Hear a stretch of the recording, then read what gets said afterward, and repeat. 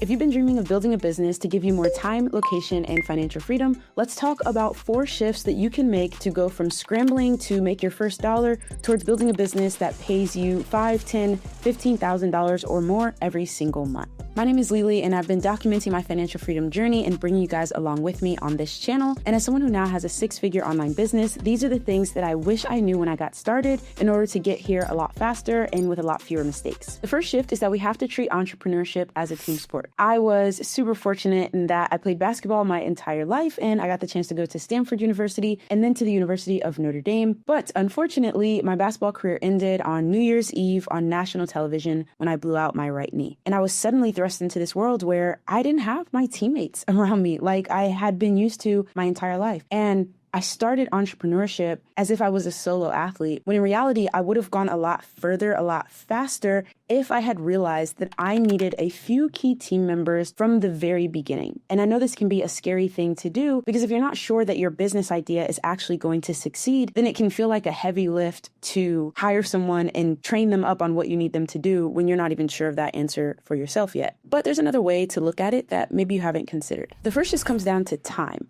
There are probably things that you could be doing to move forward on your financial freedom journey that you're not simply because you don't have the time. Whether it's because you're working your normal job that is supporting your bills, you're spending time with family, you are maybe even serving 1 or 2 clients on the side, there's likely some things you could be doing like outreach, documenting processes, taking courses or joining mentorship programs to increase the value of your product or service. Those are things that with more time, you could do to move forward faster. And so one of the first things that I like to hire for is someone who can take those simple, repeatable tasks off of your plate, even if just for a couple hours a week. The second way you can build this early version of your entrepreneurial team is one that I really like because it's not even about spending money. It's about investing money that you are getting from your client. It's the idea of what could make your product or service more valuable to your end client, even if it's something that you personally can't provide. Just a couple days ago at my 5-day self-funded freedom challenge, I had someone step into the hot seat,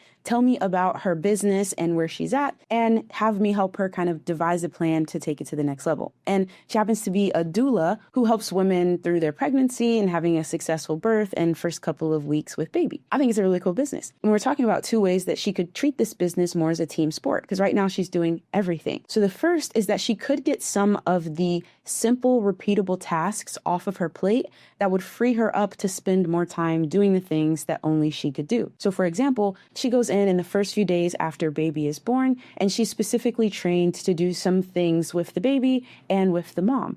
But she also does things like laundry for baby and mom. She does dishes, she helps clean up. And it's those things that sometimes limit her with the amount of clients that she can take on at one time. And so if she can reinvest some of the money that she's getting into hiring someone to come do those simple, repeatable tasks that you don't have to be licensed for to clean and do laundry, then she can actually take on more clients and therefore make more money. The second role on the team that we can consider hiring for is a additional service that would provide value to that client, but maybe that you don't have the skill for yourself. And after some brainstorming in the hot seat, she told me how new moms usually have very sore muscles and can feel really stiff or just uncomfortable in their bodies after giving birth. And so she could actually bring on a professional massage therapist to offer that in addition to her doula services. So it's something that's going to increase the amount that she's going to be able to charge per client, pay herself more, and also have a service that brings value to her customers that it doesn't take her time to deliver. By the way, Self-Funded Freedom Challenge is live Zoom challenge where I work with you on Zoom to build your business. If it sounds like something that would be helpful on your path to financial freedom, there's a link in the top comments so you can check it out. And this brings me to the second pillar, which is that you have to price your services to be able to deliver spectacular results, not price your services to survive or just try to get someone to say yes. If we have a lack of confidence in what we're doing for someone and the value of it, we're going to price it so low that we can't afford to have anyone else help us in that business. And the problem is, it's a self-fulfilling prophecy because now that everything is on us, it makes it that much harder to deliver a spectacular result, which is going to make us less confident about our offer and therefore keep our prices low. But if instead we price to deliver spectacular results, then like, for example, this doula can have the money within her price structure, not just to pay herself more, but to also build out the services and things that her business can do to really deliver a spectacular result. Because at the end of the day, when someone decides if they're going to buy anything, yes, price is a factor, but typically only up to the level of, can I afford it? If the person doesn't have the money in their bank account, then so be it. That's the only thing that they're considering. But if they actually do have the money, which most people who are going to be engaging with you in a conversation about working with you are going to be in a position to pay something for it, if they're above that very minimum threshold of, do I have it? Then they start to consider other things. Number one of which is this going to give me the result that I'm looking for? And so if for those people, the only thing you have to offer them is low price, it's not really going to be that intriguing. If I walk into the gas station and they're trying to get rid of the last couple packs of day-old sushi, and I walk in there and I have enough money to buy anything else, I'm not going to care if they slap a discount sticker on that day-old sushi. I'm considering stuff other than price. Namely, is this going to give me the result I'm looking for after I eat it? If the answer is no, I'm not going for it. So the way you price your services allows you to deliver on the other things that your clients care about, besides just the cheapest price. So how do we pick that price? I use a philosophy from a book called Profit First, and I use a system that's automatically set up using Relay Business Banking, which are the kind sponsors of this video. And so whenever we make any money in our business, we want to give every dollar a job. And by doing that, we'll be able to work backwards and know what we should price our services at. So the first job that your money has is to pay you.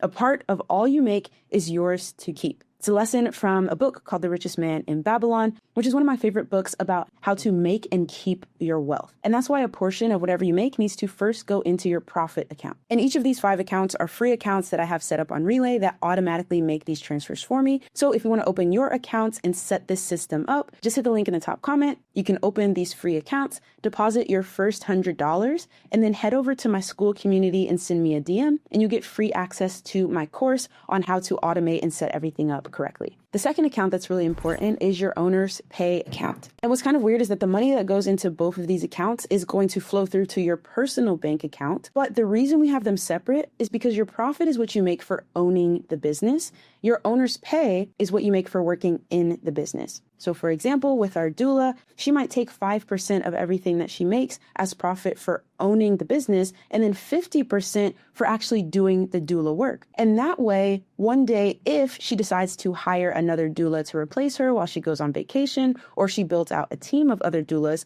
she can cut back on her owner's pay because she'll no longer be working in the business. And that's something that she can pay to the doulas that will be, but still be making profit from owning the business. And this is the difference between being self-employed and giving yourself a job where you only make money if you are actually doing the day-to-day work, and being a business owner and owning an asset that makes you money whether you are actively doing the day-to-day work or not. Then we have our OpEx account, and this is for paying for operating expenses. So if she was to hire someone to help clean and do laundry, the money for that would come out of this account. If she has a website domain or a custom email address, that would all get paid out of OpEx. And then finally, you have your tax account to make sure that at the end of the year, you're not scrambling and pulling money back out of your personal account to pay taxes, but instead you've got it set aside and taken care of. This creates absolute peace and clarity about where every dollar is going. And then you can work backwards to know what to charge because you know exactly what it's going to cost you to run the business and how much you need to pay yourself to do the work. Again, there's a link in the top comment. You can open those free accounts, deposit your first $100, and then shoot me a message on school, and I'll help you get everything automated and set up. But if you're still not sure how you even develop a business to the point where you are presenting it confidently to clients and actually